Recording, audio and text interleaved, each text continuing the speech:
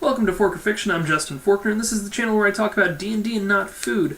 So, are you new to character creation, or maybe you're a veteran looking for a new approach? Well, that's what I'm here to talk about today. So, I've got a sort of three-step process, and this isn't the only process to start a character, and I don't follow this process every single time. This is just my usual go-to.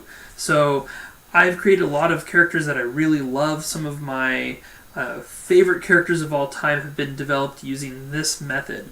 So if you're really interested in developing a fully fleshed out character who's going to be a lot of fun to play, I can't recommend this enough. So the first thing, and you've heard me talk about inspiration a few times if you've listened to any of my videos, but that's the first thing I start out with. An inspiration doesn't have to mean someone else's work. It can be something from within, it can be some just random question you have, or it could be, it could be an outside work, it could be a piece of art, it could be a character from a comic book, movie, a regular book. There's so many things that you can draw inspiration from, but ultimately this just needs to be something that is getting you excited to play something. So what this does is it allows you to have sort of a signpost or whatever you want to call it to base all of your decisions from and branch out from. Like, it's a starting point. So for Sid, he's a artificer type character that I play in my current campaign, which is a heavily modified version of Storm King's Thunder. Now, in this campaign, the way I developed Sid was I was playing Magic, and spoiler season came around, Aether Revolt, spoilers come out, and there's this card named Shram. And Shram's a pretty cool card. It's spelled S-A-R-A-M if you want to look it up. But, he's just like this really cool artificer dude that's tinkering around with these tiny little contraptions, dwarf beard with no beard, but some pretty sweet mutton chops. And I was like, I gotta play that. I gotta play this character. Now, if you dig into Magic lore, Sid and Shram, however you say his name, are very different characters. And that's okay, because I was inspired by his appearance rather than anything else. So I was able to take that and flesh that out into a fully fledged character. Now, with Sid, very early on it became apparent what class he was going to be. This isn't always the case. Another character that's a favorite of mine, and if you're listening on my first video, you've already heard about Zale. Well, Zale is a Warforged. He's got 6 souls jammed into him, and it was a pretty cool story, in my opinion. And I think a lot of other players at the table and the DM enjoyed it as well.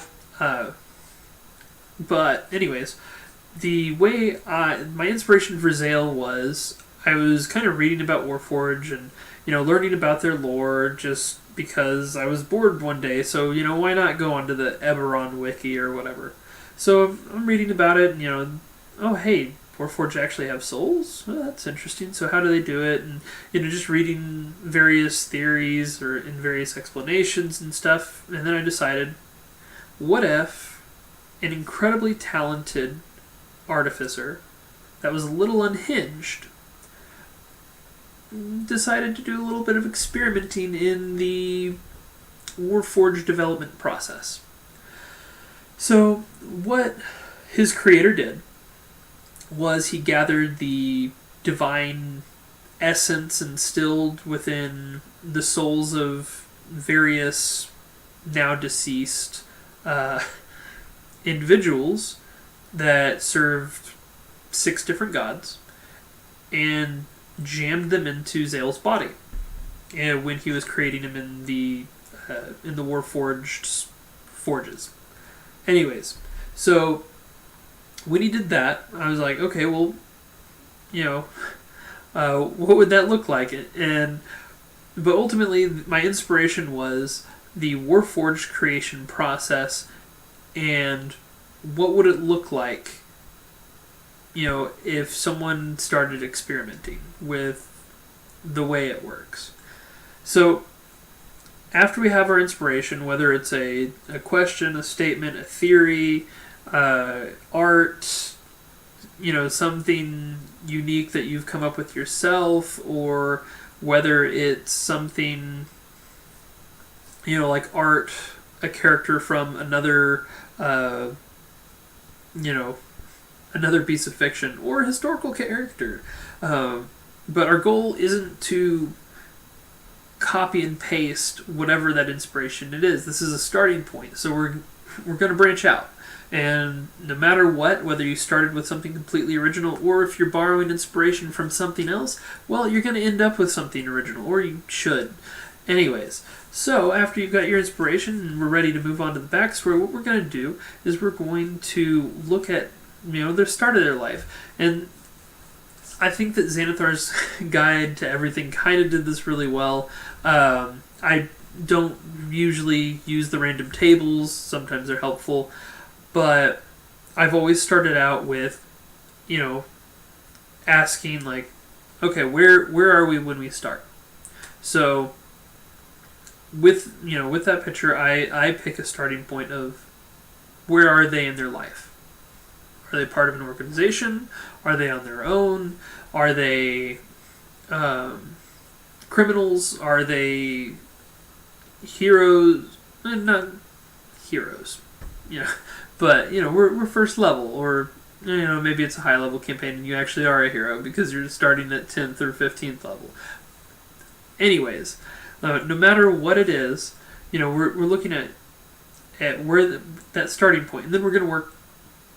We kind of jump around a little bit, but we get that starting point, and we figure out what they're going to be, what they're going to do. And this isn't class. This isn't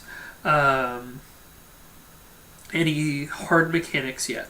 This is just where you want your character to be. So, for Sid, having this picture of this artificer messing with technology that clearly didn't exist in the Forgotten Realms world, which is where Sid is played, because he's being played in a heavily modified version of Storm King's Thunder. There's not really a whole lot of artifice going on in Forgotten Realms. So I had to come up with the reason for why does he have artifice? And my answer was to, put him in a guild. Well, and then the question was like, well, why is he in a guild instead of in a clan? So then I started looking at Dwarven, what Dwarven clan would he be from? And ultimately I was dissatisfied with any of the existing clans, and I could have just made another clan that was like a little bit of a variation of the various clans in Forgotten Realms with maybe like a little bit more technology-friendly aspect. But what I did was instead I looked at the Dwarven Pantheon, and there's a particular Dwarven god called, and I'm probably going to butcher this name, but Dugmarin Brightmantle. But he is the Dwarven god of creativity and invention. And so I shifted the focus of the Dwarven clan to be almost exclusively on Brightmantle and Morden. So, god of craft, god of invention. So these dwarves, unlike other dwarves, aren't necessarily really caught up in what is or is not traditional, because they're busy inventing, improving their craft, perfecting their craft, but also inventing new, better things. Instead of just making the thing that they're making better and better, they're also coming up with better ideas, not only on process, but on outcome. Or, whatever you want to call it. But, so then I fleshed out this clan, and I was like, okay, so why, what happened to this clan? Why is this clan that is so focused, you know, so focused on invention and all these things. Like, well, where are they? I decided, the clan got attacked. They had to flee, and when the survivors of this clan fled to Water's Deep, and they founded this guild, and I was able to then start fleshing things out from there. I was able to develop some relationships that Sid would have with various people based on interactions both at home and at in Water's Deep.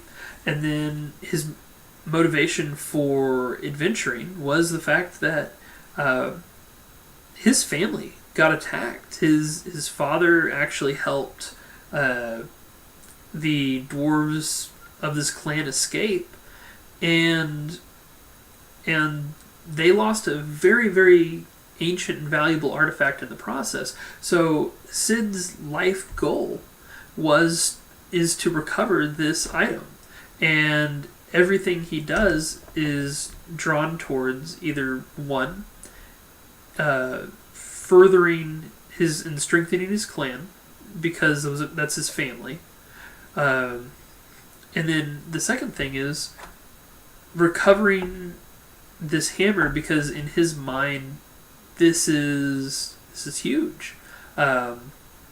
In some ways, he doesn't feel like he is worthy of honor and acknowledgement until he recovers that hammer.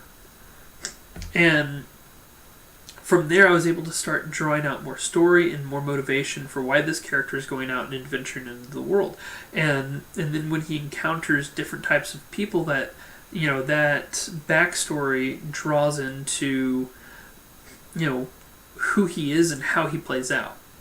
Zale, on the other hand, is a very different backstory, where the class wasn't immediately apparent. So when I created Zale, it's like, okay, so what happens when you shove 6 souls into a Warforge when you create it? And, trying to essentially fuse those souls together instead of, depending on the source, create an entirely new soul or steal the soul from somewhere else. But whatever your preferred belief on how Warforges get their souls, this one was an attempted fusion of 6 souls. So what that ended up doing is it created 7 unique personalities. Now you might be going, well, 6 souls, 7? Well, that's because one of those personalities is actually the primary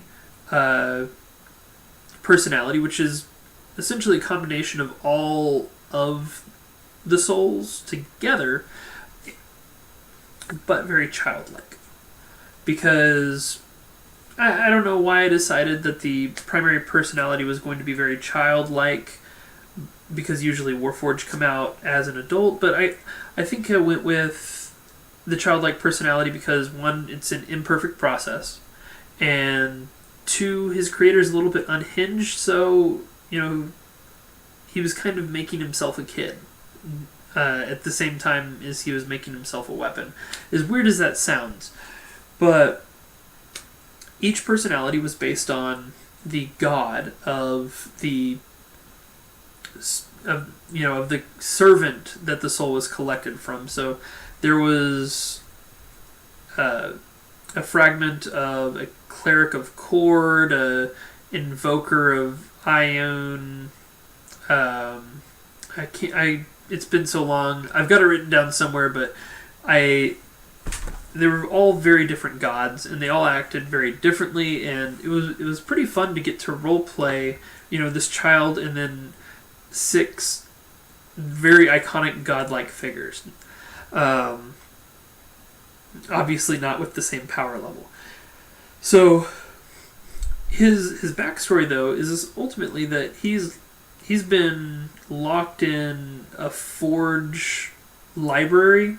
This particular forge that he was locked in had a library, which is where he was locked. Locks were magical.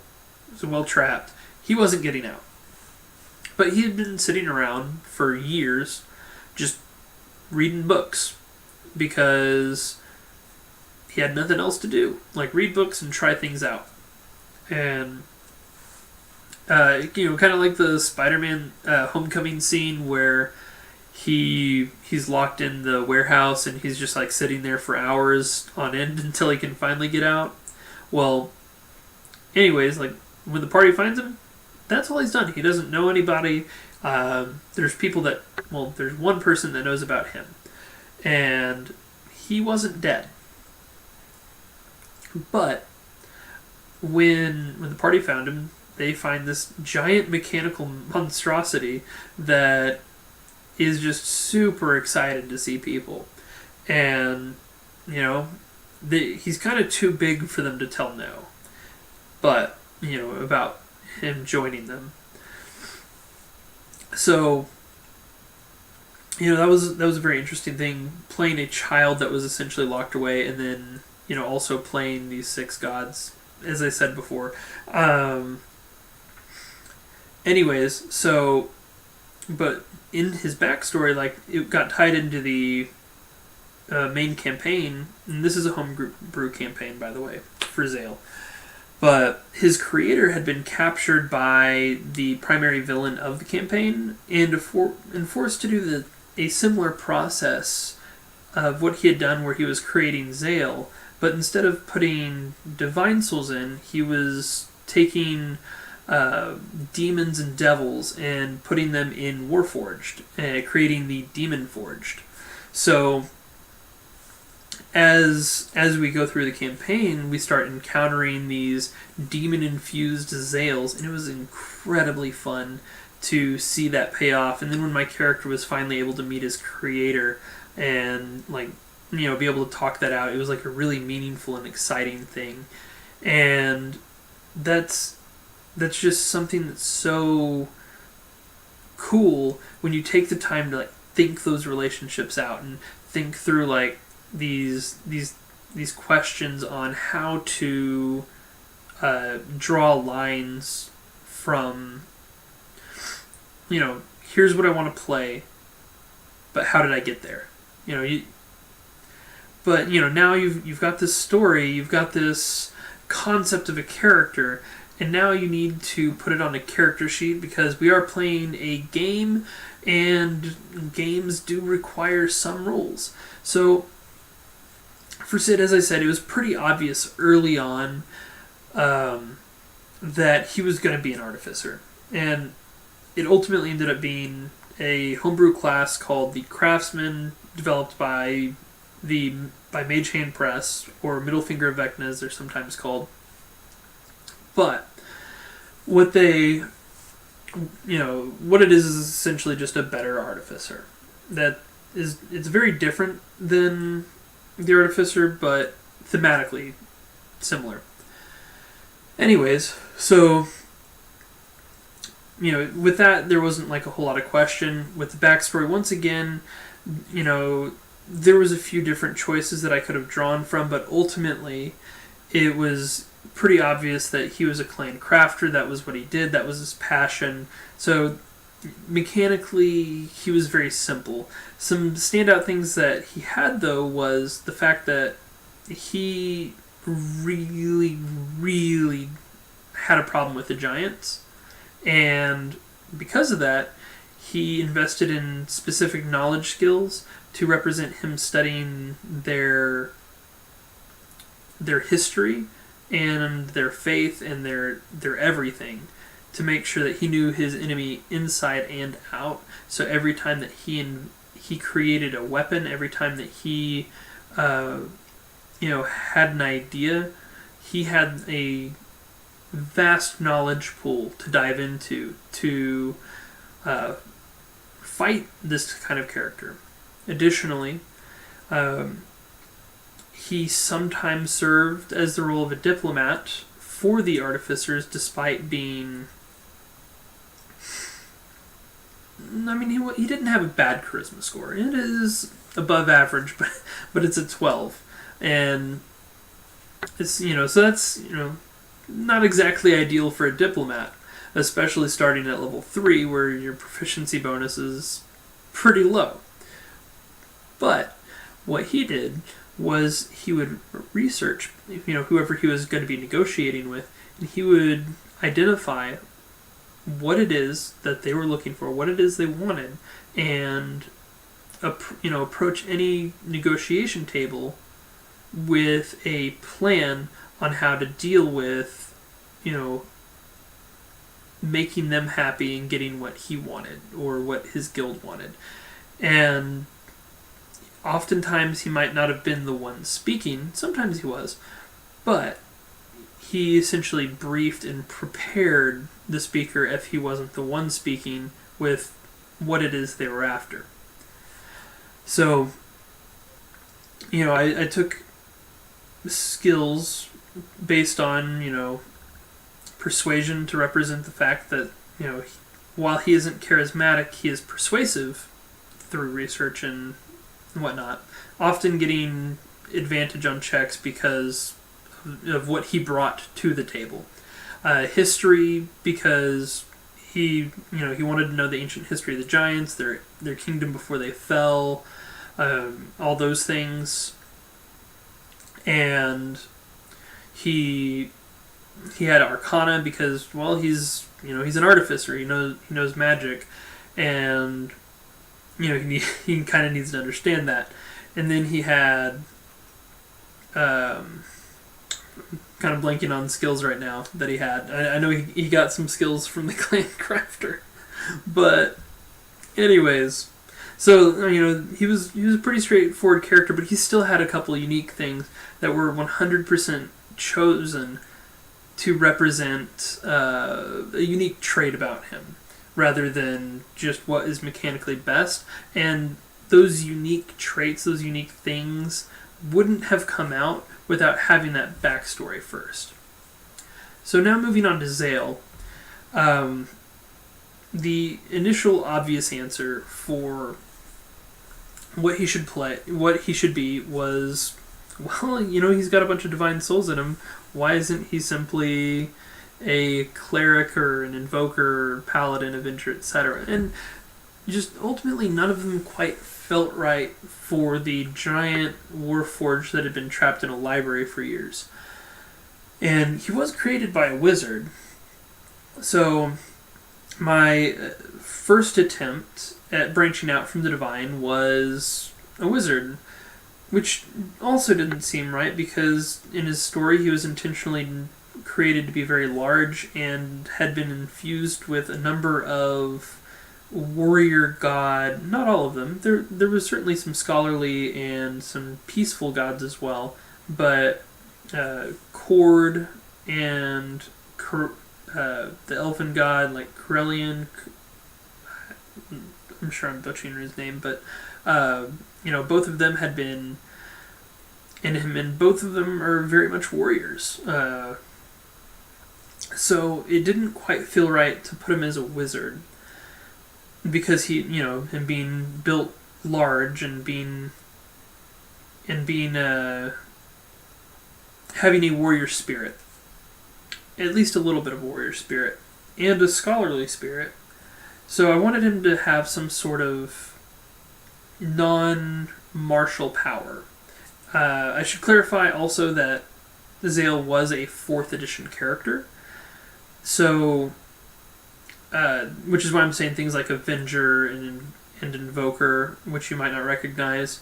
But ultimately the class that I settled on was Sword Mage, because it was a balance of arcane knowledge and study, and also it had a great, martial, prowess type feeling. You're running around with the sword and channeling your magic through items and things like that.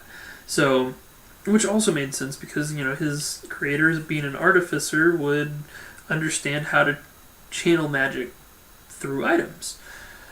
So, combining these elements, and another thing I really liked about the Sword Mage is the fact that, Zale, finally having met people, is going to be very excited to protect them, which is, how he ends up using a lot of his spells and magic is, well, he wants to protect people because they're new and they're shiny and they're exciting, and he's been really bored in that library.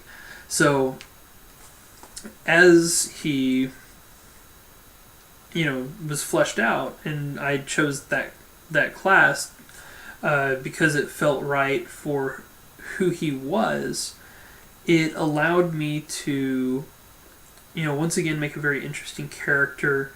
He ended up doing a lot of studying of planar lore, and which led to me picking some powers based on the fact that they teleported or they drew powers from elemental planes, or things like that, or things that I could reflavor to be those things.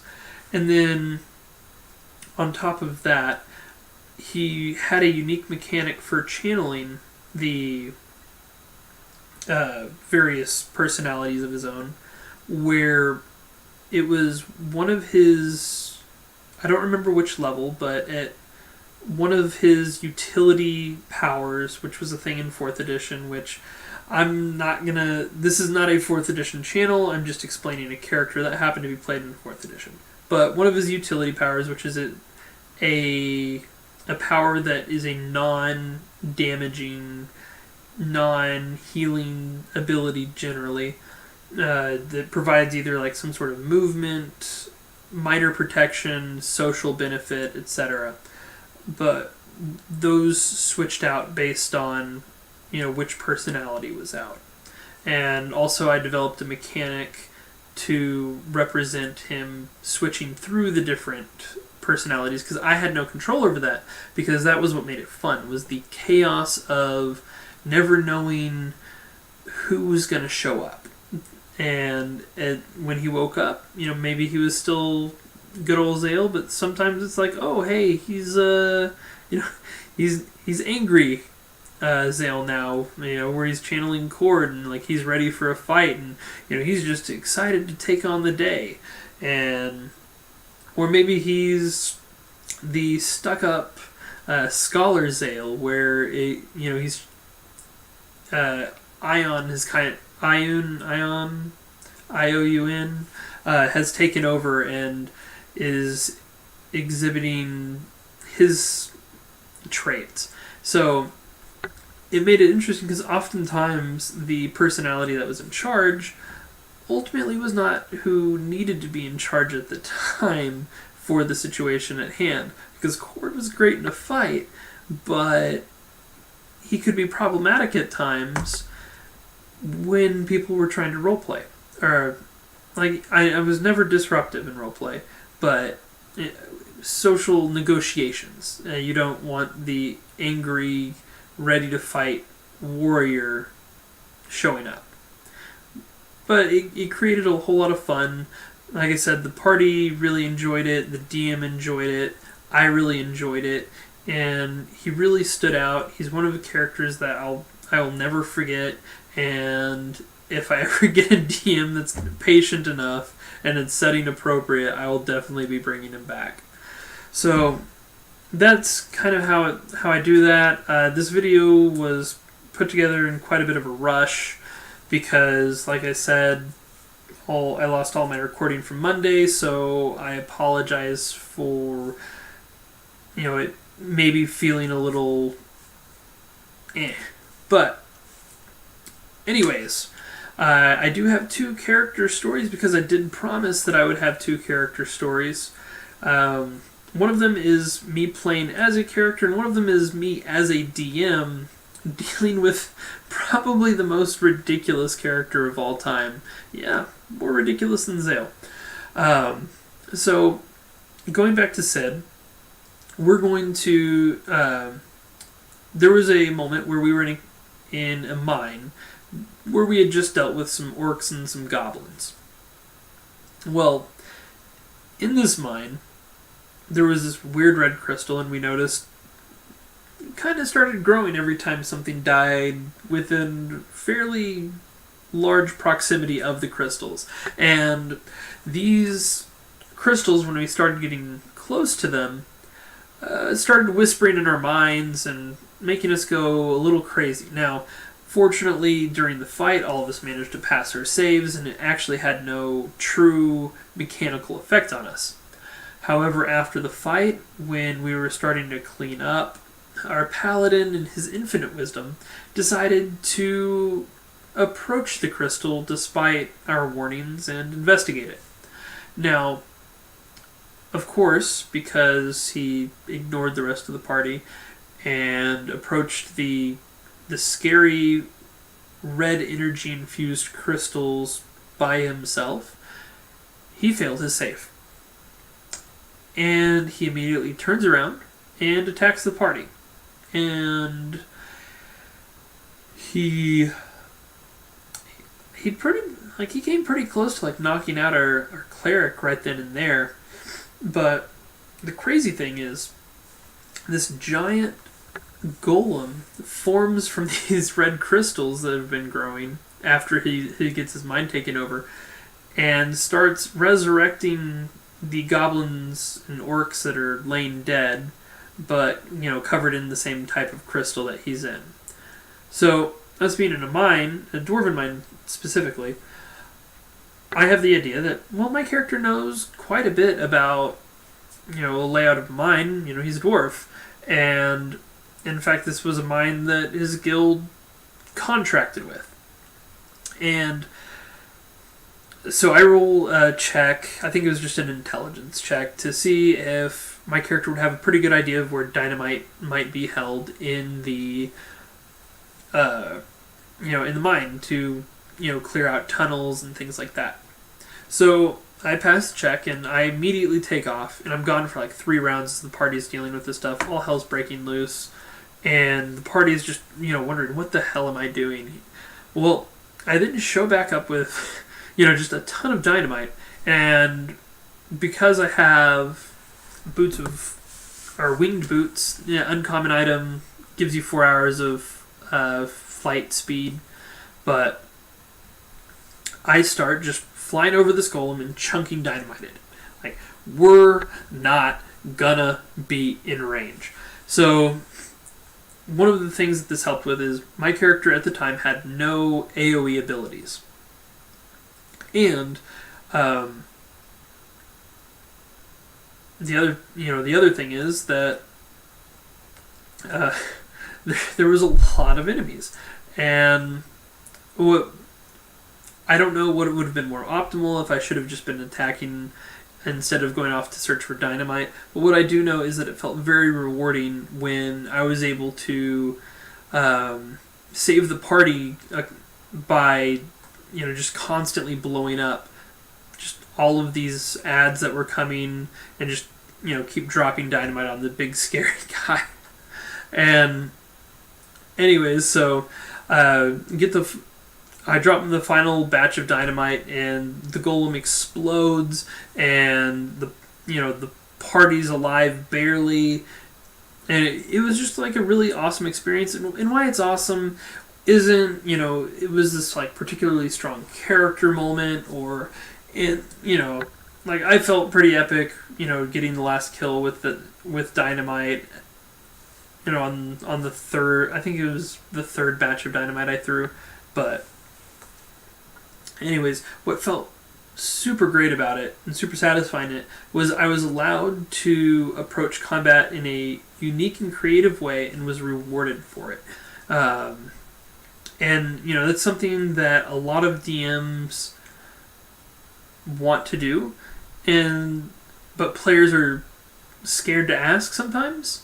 And I'm sure there's plenty of times where players have wanted to approach combat creatively and have been shot down by the DM. So if you are a DM that hasn't ever allowed your players or encouraged your players to approach combat in ways outside of their character sheet, I highly recommend it. It's so fun. Whether it's swinging on the chandelier, getting the using the environment in some other way, exploding barrels, finding dynamite laying around, etc. Allowing players to be creative and look beyond their character sheet really allows for very exciting moments. And if you're a player, reach out to your DM and be like, hey, you know, let's, can I do this? Will you let me do this? And, the worst case scenario, the DM says no. But second character story, before I start a whole nother video on how to make combat like the coolest thing ever, because, anyways. So, second character story, we're at 35 minutes. Wow. Axel Ross, a guy named Aaron was playing in a campaign that I was running, and it was a D20 modern urban arcana type campaign, but I was running mixed with like some elements of post-apocalypse.